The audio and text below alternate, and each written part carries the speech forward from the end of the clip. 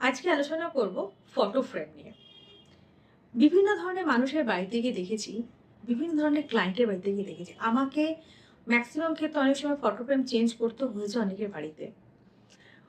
অনেকে photo frame রাখতে খুব ভালোবাসে। অনেকেই বলব না, এখন ম্যাক্সিমাম লোকের বাড়িতে গিয়ে দেখি ফটো ফ্রেম আছে। নিজেদের ম্যারিড লাইফের ফটো ফ্রেম রয়েছে বা বাচ্চার ফটো ফ্রেম রয়েছে বা পরিবারের ফটো ফ্রেম রয়েছে। কিন্তু সেইটা কোন ডিরেকশনে রাখলে ভালো?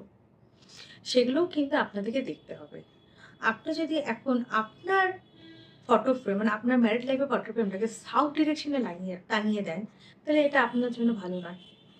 তেমন ঠিক আমাদের যদি উত্তর-পূর্ব দিক বা পূর্ব দিকে আমরা যদি সেখানে কোনো মৃত ব্যক্তির ফটো লাগাই, সেটা কিন্তু ঠিক ডিরেকশন নয়।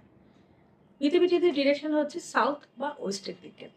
আবার ধরুন ম্যারিড লাইফের কিছু ফটো যদি আমরা লাগাই, সেটা আমরা যদি দক্ষিণ পশ্চিম সাউথ ওয়েস্ট কর্নার সেখানে লাগালাম আমাদের হাসি-খুশি পারিবারিক ফটো বা পূর্ব দিকেও লাগাতে পারি। তো এরকম শুধুমাত্র যে নিজেদের পারিবারিক ফটো তা নয়, আমরা অনেক সময় অনেক টাইপের ফটো ফ্রেম লাগাই। তবে মাথায় রাখতে হবে ফটো ফ্রেম যেন খুব হাসি-খুশি এবং পজিটিভ হয়। স্পিরিচুয়াল যদি যারা ফটো ফ্রেম রাখতে ভালোবাসেন, কোন ডিরেকশনে কি টাইপের স্পিরিচুয়ালিটির ফটো ফ্রেম রাখাটা ভালো, সেটাও কিন্তু বাস্তু গাইডেন্স মেনেই করাটা উচিত, যারা বাস্তু মানেন। আর সেকেন্ড হচ্ছে বাড়িতে একটু ক্রন্দনযুক্ত অ